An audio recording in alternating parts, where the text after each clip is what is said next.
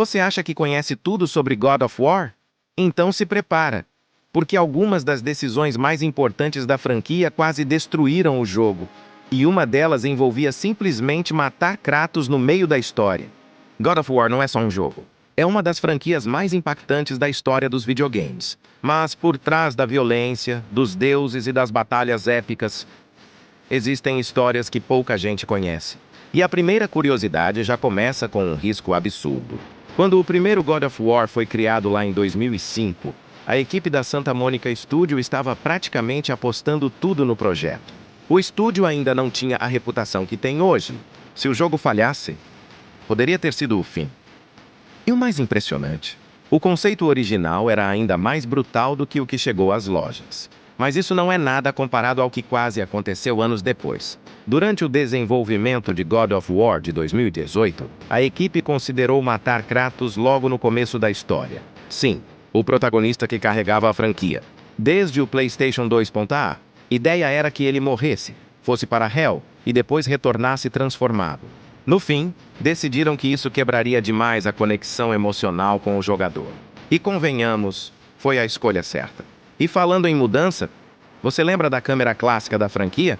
Aqueles ângulos fixos, cinematográficos? Pois é, no jogo de 2018, tudo mudou para a câmera contínua, sem cortes. Isso significava que o jogo inteiro seria como um único plano sequência. Nenhum corte escondido, nenhuma transição tradicional. Foi uma decisão técnica arriscada, mas que elevou a narrativa a outro nível. Cada luta, cada diálogo com Atreus, parecia um filme interativo. Mas essa mudança não foi só estética. O próprio Kratos precisou mudar. Nos jogos antigos, ele era movido por ódio e vingança. Em God of War 2018, vemos um pai tentando controlar sua própria natureza. E essa transformação não foi por acaso. A equipe queria que o personagem evoluísse junto com o público que cresceu jogando a franquia. E aqui vai algo que muitos fãs não sabem. A mitologia nórdica não foi escolhida aleatoriamente. Depois de destruir praticamente todo o Olimpo na saga grega, os desenvolvedores queriam um novo começo, mas que ainda tivesse profundidade mitológica rica. A mitologia nórdica oferecia deuses complexos, conflitos familiares intensos e o conceito do Ragnarök, perfeito para uma nova fase.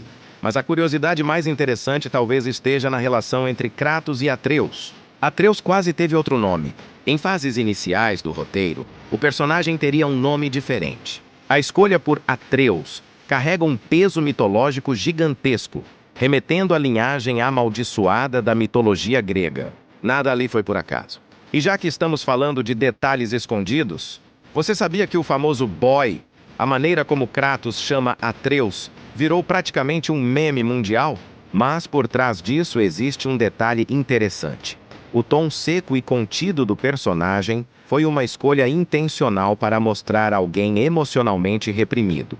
Agora segura essa. O ator que interpreta Kratos na fase nórdica, Christopher Judge, substituiu o dublador clássico da era PS2 e PS3. A mudança não foi simples. Muitos fãs estavam apegados à voz antiga, mas Judge trouxe uma profundidade emocional que redefiniu o personagem. E falando em redefinição, God of War quase foi um fracasso interno durante o desenvolvimento do reboot. Em testes iniciais, algumas pessoas acharam o combate lento demais. A equipe teve que reformular sistemas inteiros até encontrar o equilíbrio entre brutalidade e estratégia. E mesmo assim, quando o jogo foi apresentado pela primeira vez na E3, o mundo simplesmente parou. A revelação ao vivo, com a orquestra tocando no palco, virou um dos momentos mais icônicos da história da indústria. Mas talvez a maior curiosidade esteja no impacto cultural. God of War deixou de ser apenas um jogo sobre vingança e se tornou uma história sobre paternidade, legado e responsabilidade. Uma evolução que poucos imaginavam possível quando vimos Kratos pela primeira vez coberto de sangue no PlayStation 2. E o mais impressionante, mesmo depois de tantos anos, a franquia continua se reinventando. De deuses gregos a gigantes nórdicos, de pura fúria a reflexão silenciosa. E agora eu quero saber de você, qual foi o momento mais marcante de God of War para você? A luta contra Zeus?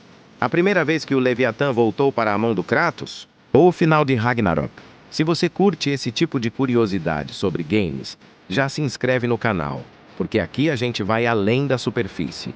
E lembra, em God of War os deuses podem cair, mas as histórias continuam.